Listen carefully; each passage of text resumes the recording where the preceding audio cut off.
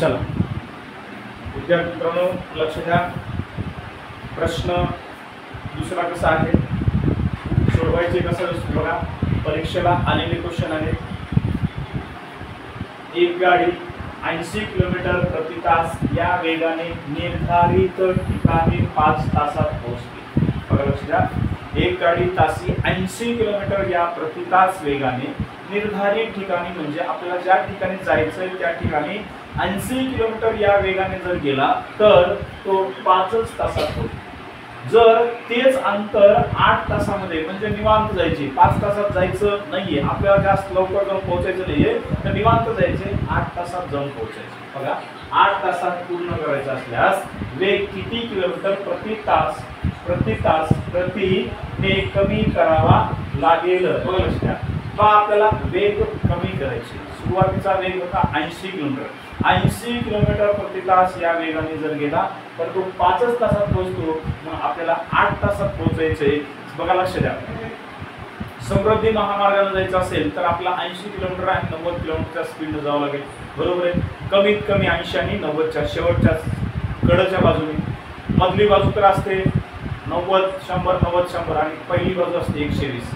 मग लक्ष द्या त्याच्या स्पीड आहेत 120 100 80 अशा प्रकारचे आहेत। मग त्या स्पीडने जायचे तर 80 किलोमीटर वेगाने जर गेलं तर तो 5 तासात पोहोचतो। आपल्याला समृद्धी महामार्गाने न जाता आपल्याला निवांत आपल्या जनरल आपल्या रस्त्याने मार्ग जायचे तर 8 तासात पोहोचण्यासाठी सुरुवातीच्या वेगापेक्षा वेग कमी करावा लागेल।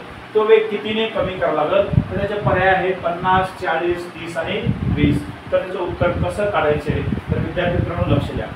पहिला वेग किती आहे 80 किलोमीटर, किती तासात पोहोचते 5 तास, भागिले आपला किती तासात पोहोचायचे 8 तासात, याला भागिले काय करायचे 8। हे 8 1 8 8 1 8 10 गुणिले 5 किती आलं 50। तर आपल्या गाडीचा वेग काय असेल 50 किलोमीटर प्रति तास।